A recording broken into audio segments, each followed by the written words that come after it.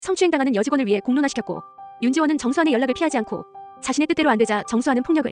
우리 결혼할까? 좋아, 우리 평생 함께하자. 10회 결혼할까?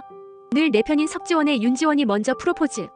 불의를 보면 참지 못하는 윤지원은 성추행당하는 여직원을 위해 공론화시켰고, 같이 싸워줬지만 그 호의의 결과는 배신. 윤지원만 해고를 당했고 부모님도 잃은 가운데 가해자인 대표 정수환은 굳이 장례식장까지 찾아와 지원의 부모님을 모독했었다.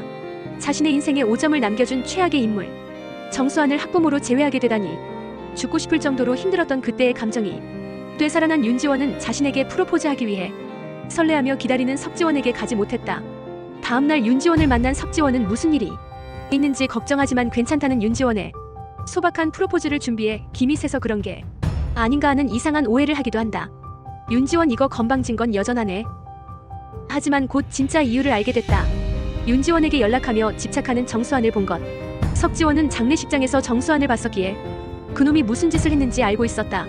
그래서 당시 윤지원을 대신해 정수환을 때렸다가 경찰서에서 합의를 하기도 했었는데, 딸이 동급생과 다툰 문제로 담임에게 책임을 물겠다며 화난 학부모의 마음을 헤아려달라는 정수환의 석지원은 큰 문제는 자신이 해결하겠다며 중간에서 연락하지 못하게 막는다. 그런데 윤지원이 옥상에 있다고 하자 잘못된 선택을 하려 했던 그때가 떠올라 석지원은 불안한 마음으로 달려갔다. 하지만 윤지원은 우연히 패기 넘치는 자소서를 발견해서 전달해준 차지의 옥상에서 자소서를 쓰던 그때를 떠올리고 있었을 뿐, 윤지원은 그때와 달리 자신은 시시해졌는데 석지원에게 왜 자신을 좋아하는지 묻는다. 윤지원 그래도 돼. 무서우면 돌아가고 더러우면 피하고 그렇게 그냥 대충 비겁하고 시시하게 살아도 돼. 그때의 너도 너고 지금의 너도 너야. 내가 사랑했고 사랑하는 그냥 윤지원 너. 그때도 네가 있었으면 좋았을 텐데. 옛날에 내가 이렇게 옥상에 있었을 때 있었어.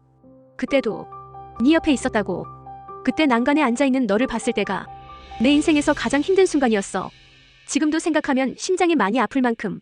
그리고 그 상황에 석지원은 병원 옥상에서 자신을 구한 게 본인이었다 밝힌다. 그래서 공문수와 윤지원의 기억이 안 맞았던 것 말하지.